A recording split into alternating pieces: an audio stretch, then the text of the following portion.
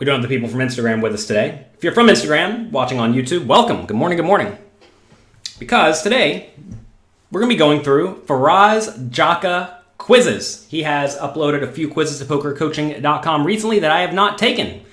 So we are going to go through those together. I have no clue how Faraz is going to play. He's a little bit loose and aggressive. He's a little bit creative. More so than I am. So interested to see how that goes. Louis Philippe, good morning. Let's wait a second until YouTube gets here with us. Sometimes YouTube takes its time. Oh, my stint of babysitting the kids is almost over. Wednesday, Thursday, Fridays are my days. And we have spent our time. We've put in the required work, and now Saturday, Sunday, Monday, Tuesday, woo, back to daddy days. I get to work on content for all of you. I've been grinding out the tournament masterclass. It's taken me a while. It's going to be big. I'm excited to do that. We finished excelling at tough no limit hold'em games. That was a big project. Let me show that to you. How do I show it to you? Let's see. There we go. Here's the cover. Excelling at tough no limit hold'em games, featuring content from many of the absolute top online players in the world. This will be coming out in probably July or August. Look, I'm all for knowing exactly when you're going to be shipping a product, but right now printers are kind of messed up due to the virus, so things are taking their time. Louis Philippe, send me an email. I'll get it to you. Send you a PDF today. So yeah, here's this. I hope you all enjoy this whenever this does come out. It's very, very high level, but if you are a poker player working to better your game and you want to learn from the best players in the world, this is going to be the book for you. But today, we're going to be going through some Faraz Jaka content. These are some quizzes at pokercoaching.com. I have no clue what to expect. So, let's take a look. If you're not a member of pokercoaching.com, by the way, make sure you sign up to pokercoaching.com. Let's, if you can't hear this, let me know. But let's take a peek and see what we have here. So here we are in the Win 1100 1 million guarantee with Jack 9 clubs on the button. We're about 43 big blinds deep. Folds to us. And our options here are to call, min raise to 400, raise 2.5x to 500, or raise 3x to 600. Okay, so in this scenario, ask yourself, what would you do? Would you min raise 2.5x or 3x? I actually don't think it matters all that much. I think smaller is probably better. It's between 400 or 500. I don't think it actually matters all that much between 400 or 500. I would typically default with 43 big blinds to, I'd probably make it 2.5x, but min raising is obviously fine too. Both plays are good. The ideal play here is just to raise 2.5x to 500. And the reason I like to go a little bigger here is because when we're on the button raising, the big blind is going to be able to call with a lot of hands.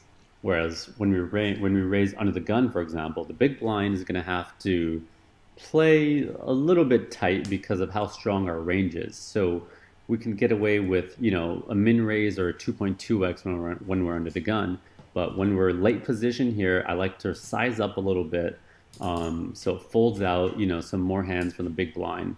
The only time I might make an exception to that is when the effective stack is around, 15 to 20 big blinds, where we don't want to give them too good of a price to reshove. Then I might tone this down to a min raise of 2.2x. But I'm here definitely going with the 2.5x. Limping, I don't think we really need to start limping here. Once we're shallower and we are worried about getting reshoved or 3-bet a lot, we could argue some limps, but here I don't think it's necessary. And you also could go a little larger, but I also don't think that's necessary, although I don't hate it. But yeah, 500 is just a bit of the optimal size here. We get a call out of the big blind. They check. Board is 5-3-7, and with a flush draw for us. And our options are to check, bet 400, bet 850, or bet 1,000. Okay. So you see... So the ideal play here... Well, there you go.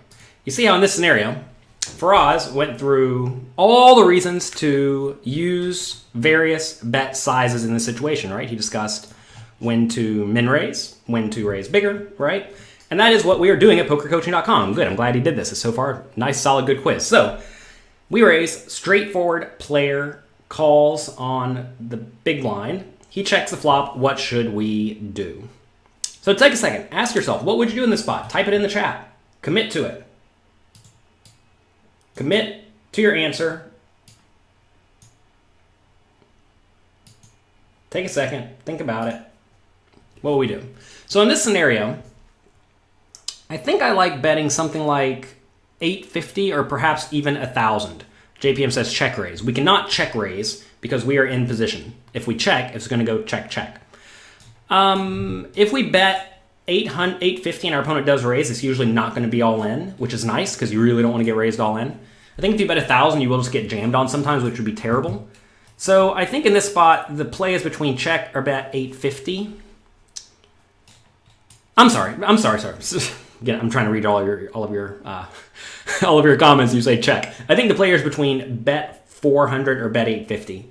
And in general, as you're betting less frequently, you want to be using a bigger size because when you're betting less frequently, you are betting with a polarized range.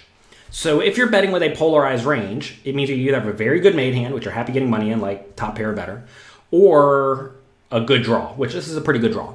So that's fine. And if you do use that strategy with a very polarized range, then you don't really care if you get raised because you have just good, strong top pairs a lot of the time or good draws. So I think 850 is probably what I would do in this spot. You usually want to be using a 400 bet when you're betting more frequently, and we're not betting this flop every time because obviously this board should connect pretty well with a pre-flop raiser. So I like this. So the first thing to ask yourself in this spot is, whose flop is this? Is this favoring the big blind or is this favoring us as the pre-flop raiser? And this board is definitely favoring the big blind. So when that happens, you're going to see two things. You're going to see that we need to check back a lot more of our range, and the times we do bet, we want to bet larger. So because of that, I'm going to go for a bet of 850 here as my favorite option. My second most favorite option is checking. So let's start with that betting option. So betting 850, the reason why we want to go larger here is we get a lot of hands to fold, like King 8 with the club, Jack Queen with the club, King X with the backdoor heart draw. There's a lot of benefit to getting those hands out, just to kind of clear out equity. And of course, some of those hands beat us right now. And, if we bet small, we're just kind of putting in money for hands that beat us to kind of have a bigger pot. So definitely the larger size for the checking. So the way we want to think about this is if we need to check a lot here, that means we also want to have some stronger hands in our check back range, because if we just bet this every time we have, a pair and a flush draw and then we just give up a lot, now we're going to be so unbalanced that every time we check, our villain can just bet and print money off us. So, we're going to take some stronger hands like this and, some pairs, and we're going to throw them in our check back range so that we have hands we can continue with on the turn. So that's my second favorite option. And the third would be betting 1,000. I'm definitely not against that. That's definitely, not bad to go bigger, but I don't think it's necessary. So we'll stick with the 850. So we'll go ahead, and this time we will bet the 850. Player just calls, and the turn is a 4 of hearts, putting a backdoor flush draw out there. Player checks, and our options are to... All right, so here we go. In this scenario, Faraz did agree 850 is good for basically the same reasons I said, so that is nice and good. So now on the turn is a 4, so board 7, 5, 3, 4. So 6 makes a straight.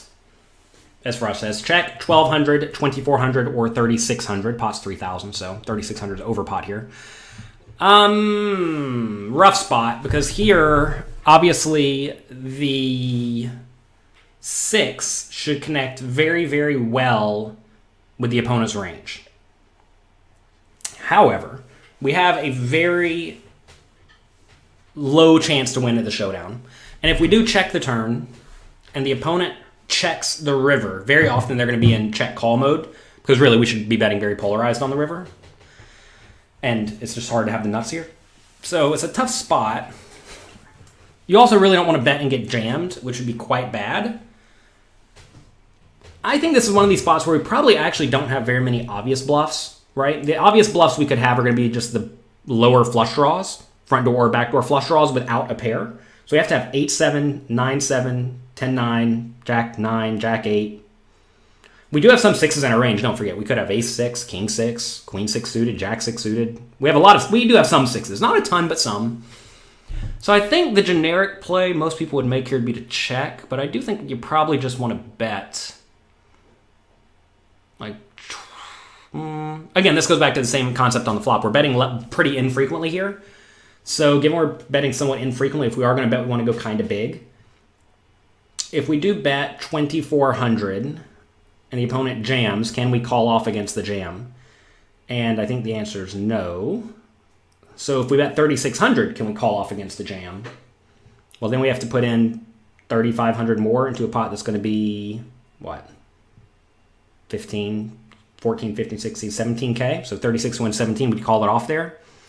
So I don't know. I think there are certainly merits for all plays here. I think if we were just to use a solver, I think it would tell us to bet big. So should we do that against a straightforward player? Against a straightforward player, we should probably not, because a straightforward player is probably going to play very straightforwardly against us. So this is a spot where I would definitely default to whatever I thought would work best against my particular opponent, which I think is probably bet small. But really, I could see all plays having merit here. This is one of these spots where in live poker, if you can look and tell that your opponent has a good hand, obviously don't bet. If you can look and tell they're pretty bummed about this turn, then definitely bet. The question is how much. And I think against a straightforward player, it's probably between 12 or 24. I'm going to go with 12, but I don't really love any option here.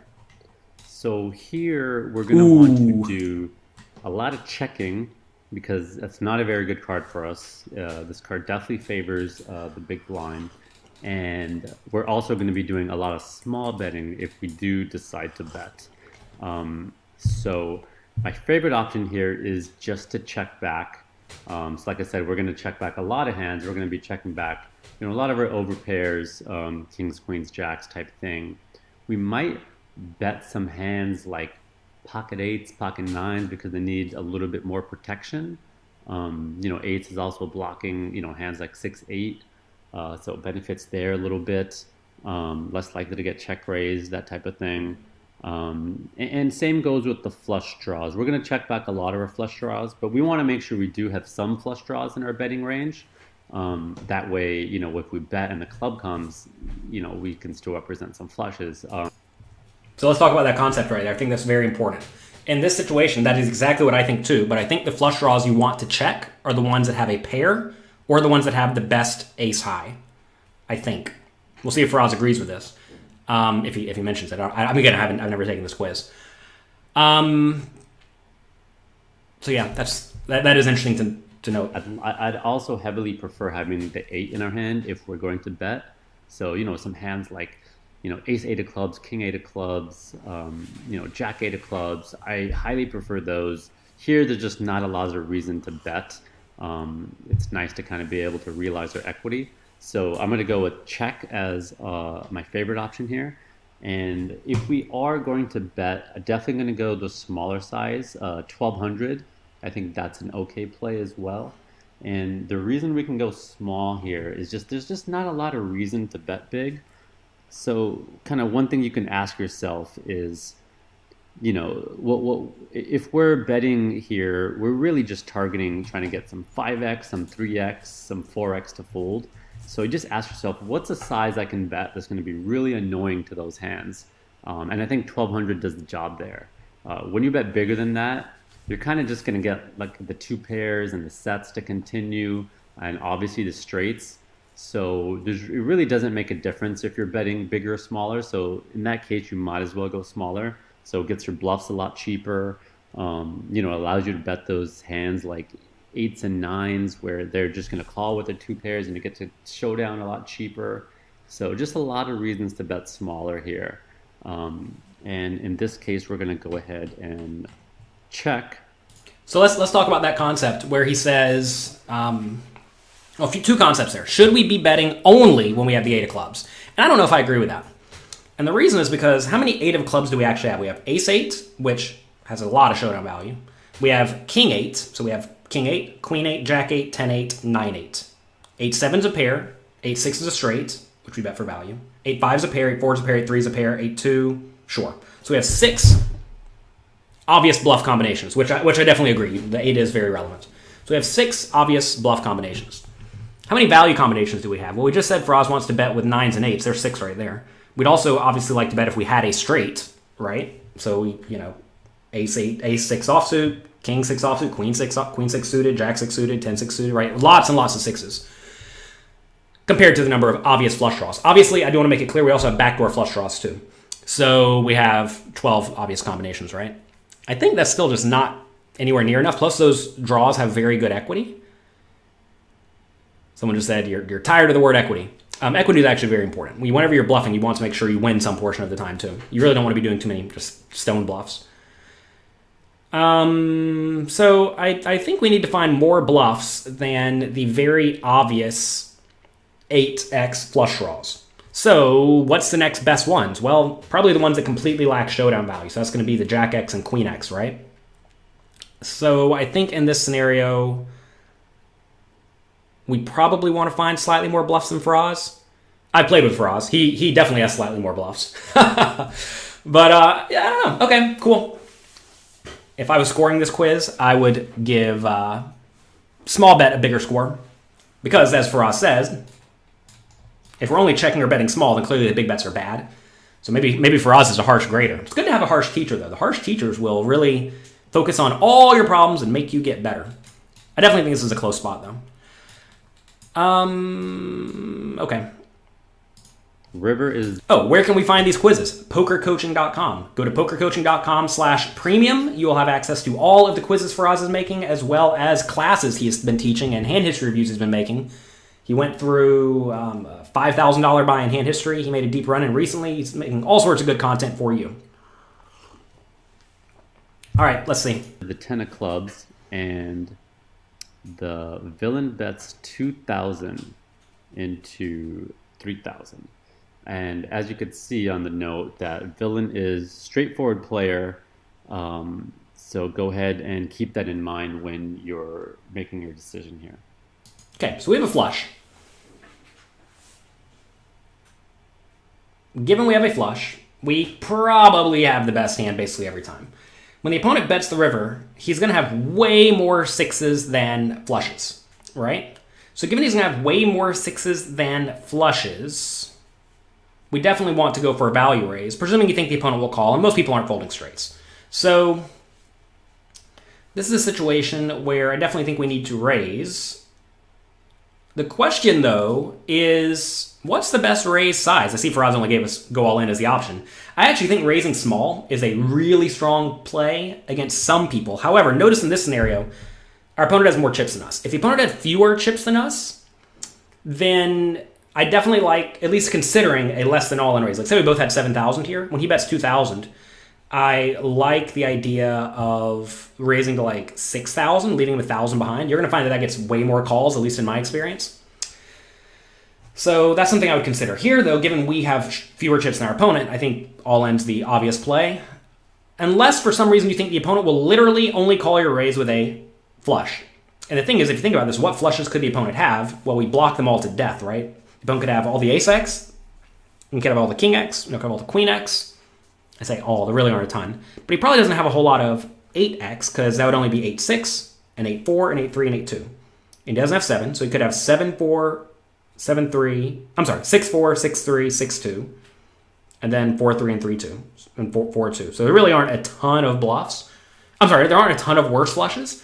And to be fair, the opponent may not even play the 4-2 suited pre-flop. So this is a spot where I'm going to raise against virtually everyone, but if you know your opponent's like really weak, really straightforward in this scenario, I would highly recommend at least considering a call. And we're going to go all in. So here, this decision Ooh, he doesn't actually like isn't it. as straightforward as you might think. I can definitely go with calling or jamming all in here. And I'd say typically the standard play is to go all in here. You're going to get people, betting their sixes and being pretty tempted to call off when you jam here, especially if they have a club in their hand blocking the flush. They might be paranoid In my experience, no one's folding straight here, just FYI. that you're just taking They're especially not folding straight to Faraz Jaka. a hand like the ace of clubs or king of clubs and turning it into a bluff. So people will get pretty tempted. That said, because this is a very straightforward player, I think what you end up seeing is straightforward players will go smaller here with a 6 in their hand as kind of a block bet, and a bet larger when they have a flush because they know they might be able to get called by a straight. So because of that, I would actually be a little scared from this sizing. It's kind of in between, but it's definitely not small. And also against a straightforward player, they might be a little less likely to call with just a straight once the flush hits. I will definitely mention that is a very accurate thing Faraz says. If the opponent bets smaller, like 1,000, I would definitely think the opponent has a whole lot of straights. When people do use bigger bet sizes, they definitely become more polarized. And the question is 2,000 a big bet? And I would venture to say probably not. I think a lot of people will look, a straight's really good here. So given a straight's really good, I think that basically counts as an effective nut hand in the opponent's eyes, especially when it comes to at least value betting. I do agree the opponent may not call off against a jam, which is why I was actually recommending or considering a smaller raise. So it's definitely a tough spot. JM says he disagrees with Faraz. Well, that's okay. You're allowed to disagree. I mean, and to be fair, look, this is actually a really tough spot in all these scenarios because I think the turn spot was really rough, and I think this river spot is probably an all-in, but still, not a slam dunk all-in. I mean, and I agree with Faraz. It definitely wasn't a slam dunk all-in, like I kind of outlined before. I do think it's still probably that an part all-in is out. questionable. They're still going to be tempted to call, but I think I want to have a higher flush here to jam versus this type of player. So I'm going to go ahead and call here this time because of the info we have on the player. But again, keep in mind versus a more standard player, a more GTO player, we definitely want to shove here. Otherwise, we're going to be missing value. So again, we're taking exploitative lines because of the information we have on the player. So here, Faraz does a good job not showing us what the opponent has. I like that because now you don't even know if it was good or not, right? And to be fair, the results don't actually matter. What matters is it the right play? So this is a spot where it's interesting because Faraz has done different things than I would have done based on the same read of straightforward player. I was already thinking on the turn, guy's straightforward, so I'm just going to bet him on the turn and get him to fold everything, right? Whereas Faraz seemed to not do that. Whereas instead on the river now, he's presuming this, 2/3 pot bet is much more polarized than I would think it means. And this is why it's important to realize that whenever you are playing poker, you're going to make reads in game, and giving someone a tag of straightforward player is not necessarily going to very clearly indicate to the user what that means. Also, whenever you are playing live poker, this was from a $1,000 tournament at the Wynn, which has a very, very fun, immaculate poker room, by the way. Check it out if you're ever in Vegas. In this scenario, in live poker, very often you can just look and tell this guy likes his hand or doesn't like his hand in a random $1,000 tournament. So if you can look and tell this guy likes his hand, then obviously just call. If you look and tell it's kind of uneasy, you probably want to put in the raise. As Frost says, against a good player, it's just an easy all-in. Against a nitty player, someone who's actually a nit, then it's way more likely a call. But I think against just a straightforward player, I think I probably still would have jammed. Anyway, cool quiz, tough spot. How long will we be doing this? For another 20 minutes or so. We'll go through one more quiz. Why wouldn't Ace X, King X, Queen X of clubs be in the big blind's range? They obviously will be in the big blind's range. But so is a whole load of sixes, right? Ask yourself, how many combinations of flushes are there? Go through, count them. It's not a ton. Whereas how many 6Xs in the opponent's range? A whole boatload. 5 or 6 times as many. So the thing is like, yeah, we lose sometimes, but when we do jam, but I definitely think we're probably going to get called by a worse hand more than 50% of the time. Because remember, we beat some flushes too, right? The opponent's never going to fold a flush. So it's not like only better flushes call us, because worse flushes will obviously call us. And then sixes will probably call us, especially if he has like ace of clubs, king of clubs, queen of clubs in his hand, although some people aren't even thinking like that at all. So anyway, pretty standard spot. If we did have a straight and we bet in this spot and someone jammed on us, would I fold? That is more a question of what is the opponent's strategy. Like if I'm playing against the toilet Faraz Jaka, then I have a very, very easy call because Faraz is a lunatic. Against a tighter player, more straightforward player, a random person in a $1,000 tournament, then yeah, it's going to be a fold. All right, let's go through one more quiz. I didn't know how long that would take us. It actually took us quite a while. I have no clue how long this quiz is, but we'll do our best to get through it. Actually, which one do we want to do? $1,000 ACR, $10,000 tournament, Hard Rock tournament, or Hard Rock tournament. Let's do $10,000 tournament. We'll go high stakes. Okay, this hand is from the Party Poker Millions UK Day 1. We have Pocket King in the middle position. We go ahead and raise it up to 2.2 big blinds. The big blind is a good high stakes reg with 27 big blinds to start the hand. They call. Check to us on a 6-6-3 flop with 2 spades, and we have a spade.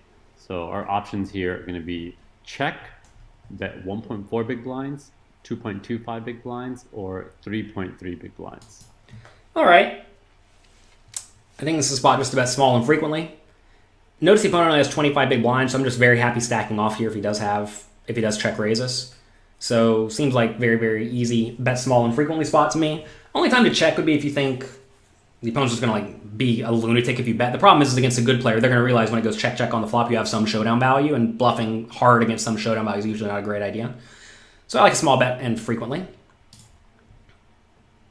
So this is actually a spot that we're going to want to do a lot of checking on. What's the Faraz main like? reason is this flop hits the big blind much harder than it hits our range. More importantly, the big blind has a lot more sixes than we ever do.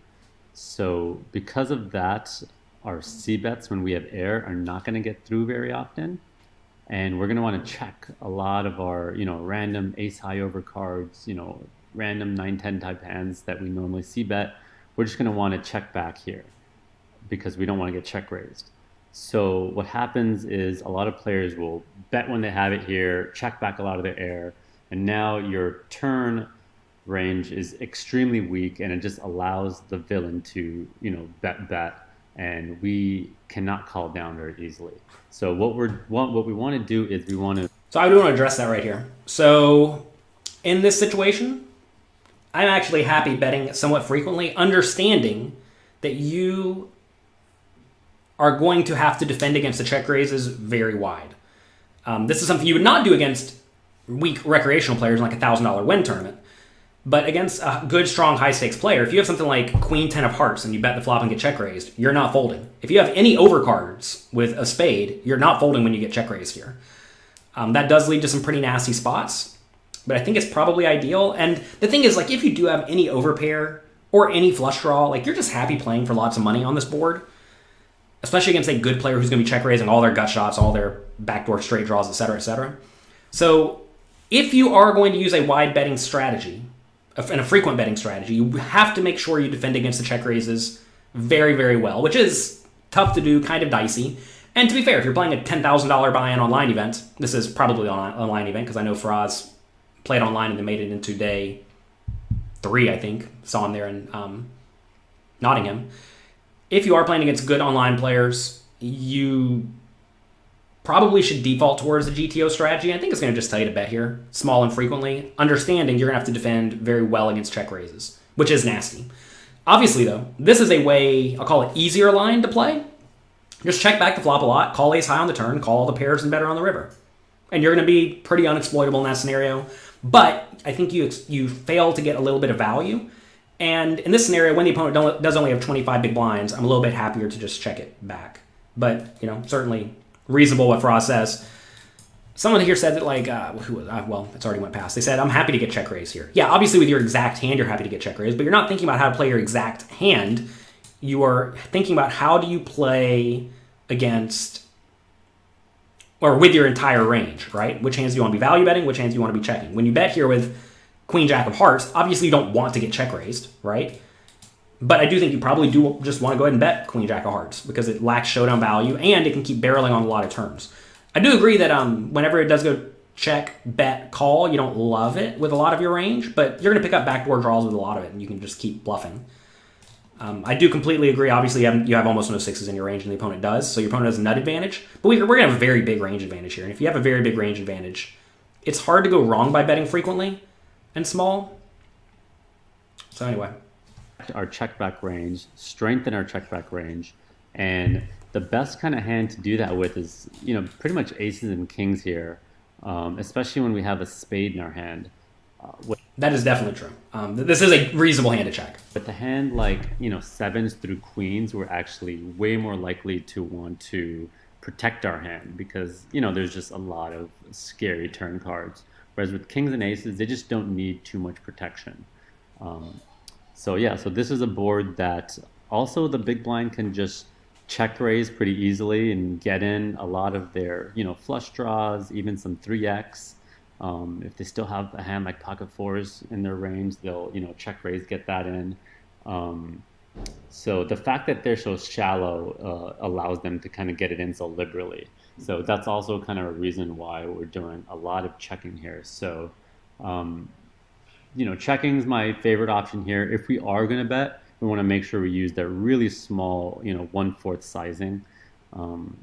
Again, that's because when we bluff, we want to make our bluff as cheap as possible. Okay. I mean, all that sounds good and reasonable. Andrew says, isn't this the same scenario as the last board? Because in both boards, the opponent had the nut advantage. No, it's not. Because here, we have an immense range advantage. When you have a big range advantage, you typically want to be betting small and frequently. In the other board, 7-5-3, the big blind's range is going to connect pretty well with that board to the point that we don't really have a range advantage. I don't know what it is, maybe like 55% or something. Whereas here, we're going to have a ton of equity. I mean, let's just get out Equilab, and I'll show you. Let's see. Hopefully I'm not proven wrong here. Okay, so what am I raising from the hijack seat? I don't know. You can kind of do whatever you want. No limit hold'em, short-handed, loose, button cutoff, hijack. I want to do exercises. You want to do exercises? Yeah, well, play more cards. Okay, wait till I'm done on my show, okay? Okay. You want to say hi to everyone? Yeah. Come here. James wants to do exercises. Oh, Mommy has an urgent call. Go, Mommy. See ya. We'll pack this up soon. Okay, so, James, you'll hang out with me today. Okay. Okay, you'll be good? Okay, take your hand off of that. Okay, so in this scenario, I don't know what the opponent's opening. Who knows what it actually is? I don't know. Give the opponent any range, sure. And then that's what we're raising. Let's say the big blind's defending very wide. Minus a few of the best hands. Minus a few of these junky hands. I don't know. Something like this? Sure. Who knows? Who knows what they're actually defending, right? Maybe they're tighter, maybe they're looser. Now let's put in the board. The board is 6 of spades, 3... No. Don't touch anything, please. Hey, please don't touch anything. Okay. 6 of spades, 3 of spades, 6 of hearts. Click evaluate. And you see here, we just have a boatload of equity. 61%. That is through the roof. So, given our equity here is through the roof, we should be betting frequently. Let's just 7 of hearts, 5 of hearts, 3 of clubs. Is that what the other board is? You see there, our equity drops to 57%. And also notice in the other scenario, our range would be wider because we were raising the button. Let's just give you roughly the same scenario, except for we raise the button. So in one situation, we have a big range advantage. In the other situation, we don't have a big range advantage. Right? So I don't know, maybe this is our button raising strategy. Who knows what it actually is? Whatever. Opponent's big blind strategy might even be a little bit wider because we're raising the button. Maybe they're defending way more suited hands. Who knows what it actually is again, but something like this. In this scenario, you see ranges are like 50-50 pretty much, right? So the scenarios are actually very different. In this situation, we have a huge range advantage. In the other situation, we completely lack the range advantage. What do you think Faraz is going to do, James? Do you think he's going to... Actually, it goes check. Okay. Go ahead and check. Do Star Wars. You want to do Star Wars? So the turn is 10. Be a good boy. And do our well. opponent checks to us again. So here we're going to have some smaller and bigger betting options. Wait, what happened on the flop? Did we bet? Faraz must have bet. As cheap as possible. Have a hand like this is a board. Oh no, we already backer. pre-flop. I'm a We're fish. gonna, well, first of all, we can check, and we can bet 2.25, bet 3, or bet 4 big blinds. James says, how would we check raise, or how do we proceed against a small bet on the flop? Check raise pretty frequently with any front door draw, back door draw, 6, overpair, 3. You'd be check raising very frequently here. Ice cream. You want ice cream too? Yeah, Wow. and flowers. You're just going off. You think that you're being such a good boy here, so you deserve everything you could possibly get, huh? Can you look up? Can you be in the camera? Do you think you deserve everything? You know what I think about deserving, right? And the one that guy.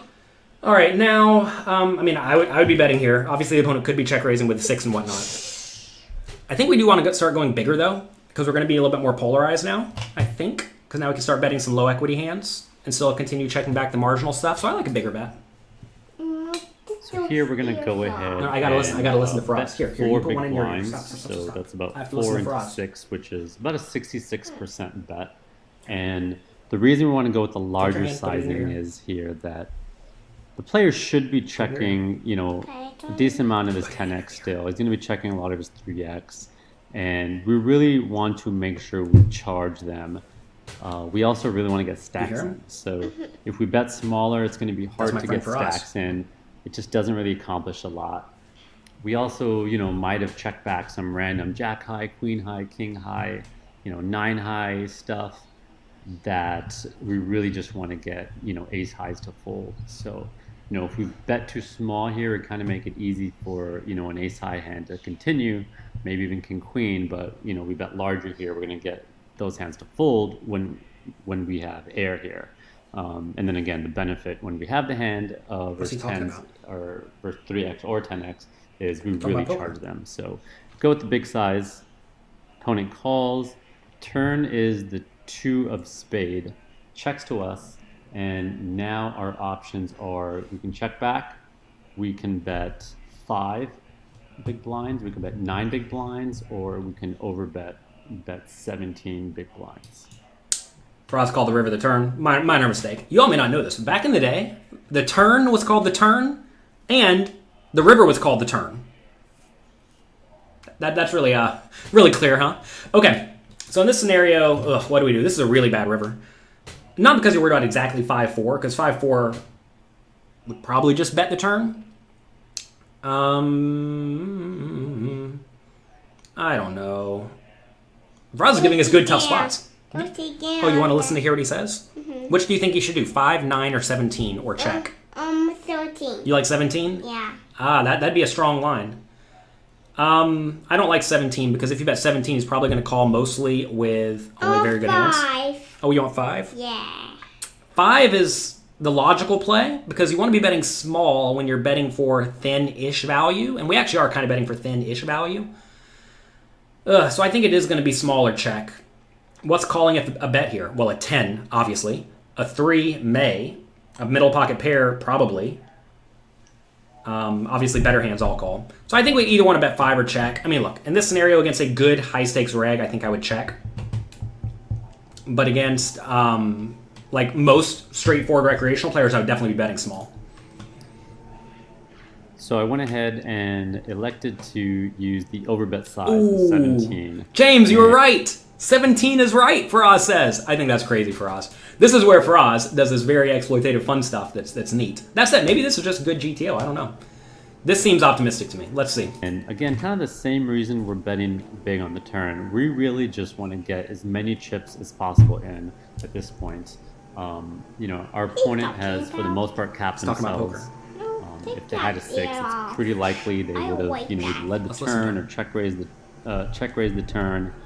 So, and also a lot of their flush draws probably would have bet. They're probably not calling down with a flush draw.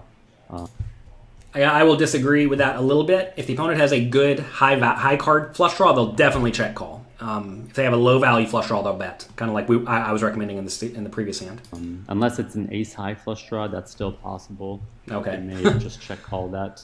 But for the most part, we're not really worried about being beat here.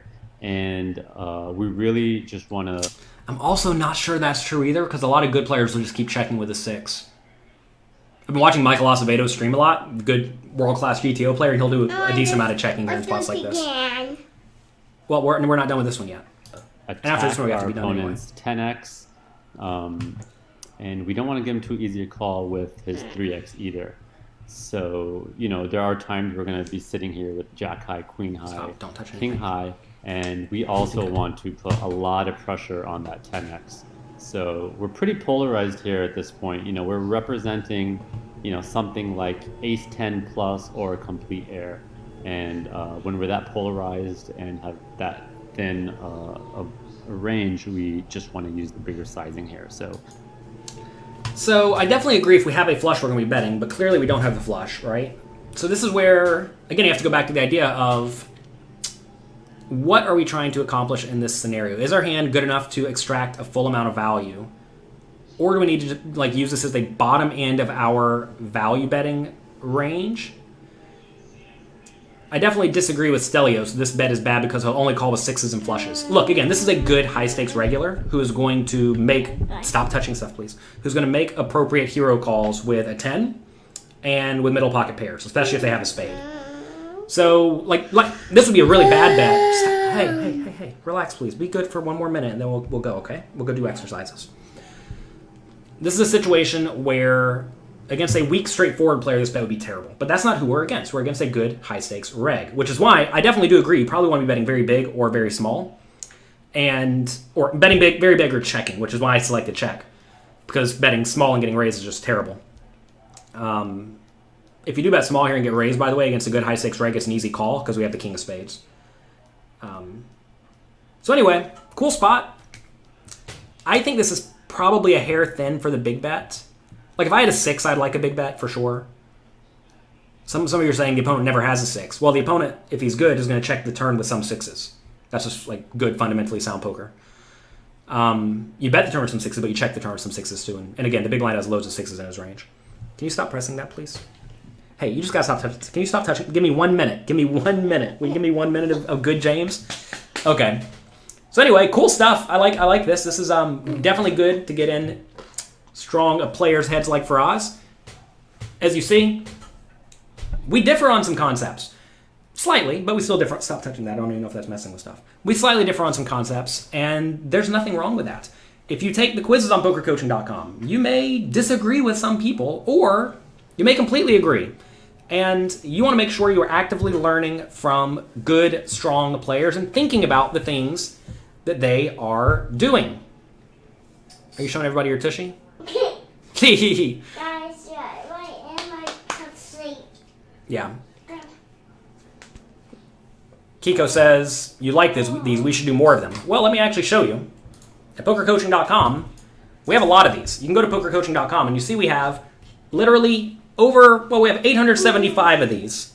875 quizzes at the moment. We're consistently updating and adding more and more and more. So, head over to pokercoaching.com and check it out. If you are new to poker, you don't understand any of these concepts whatsoever, go to pokercoaching.com/fundamentals.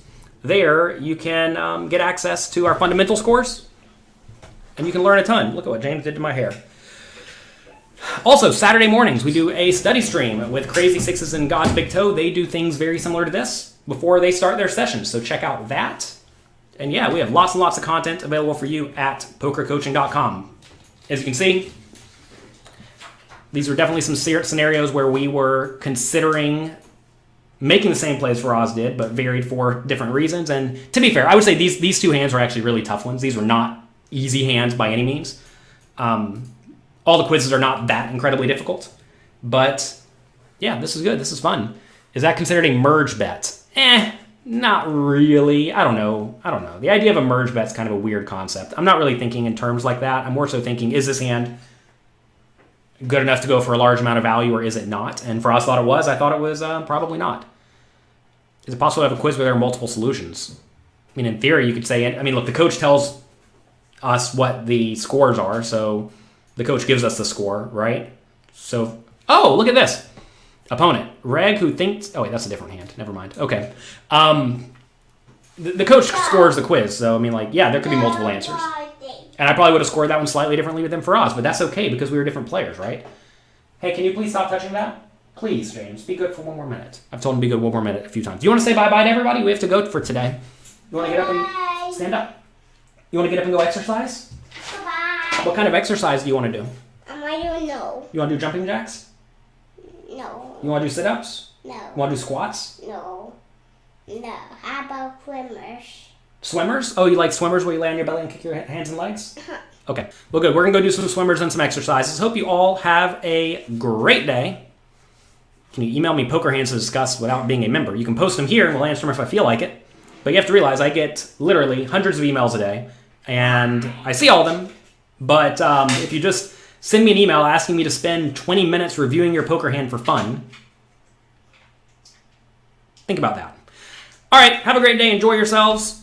Make good use of your time. That said, I do my best to reply to every single email that comes in, and I do my best to apply to all of you here. That's kind of what we have this show for. We had an Ask Me Anything on Wednesday where lots of people typed in hand histories, and that's a great time for that type of thing. All right, have fun. Check out pokercoaching.com/online for a new quiz. What is this? It's a dinosaur. It's a dinosaur? It's a whale. It's a whale? No, it's a shark. It is a shark. All right. It's so hot in here today. Turns out holding a baby on your lap are you a baby or a big boy? I'm a big boy. You are a big boy. Wow. Yesterday, James had to bring something to class that made him happy. Come here. What did you bring to class that made you happy yesterday? Thomas. You brought what? Thomas. I said Thomas. You brought your brother Thomas to class because you love him? And he makes you happy? Yeah, I dropped that down. You dropped the shark? That's okay. I'll pick it up. All right. Everybody have fun. Enjoy yourselves. Make good use of your time. Can I show you how to cross micro stakes Zoom? Yeah, head over, check out the poker or the cash game masterclass at pokercoaching.com/premium. Enjoy yourselves. Have fun. Make use of your time. If you have time to study, you probably do have more time to study than you ever did right now if you're stuck at home. If you're busy working on the front line and taking care of the rest of humanity, we appreciate you. Thank you for all your work. Tell everybody goodbye. Goodbye. Goodbye. Bye. Check out pokercoaching.com. Click like, click subscribe, and we will see you again bright and early on Monday, 9 a.m. Eastern Time.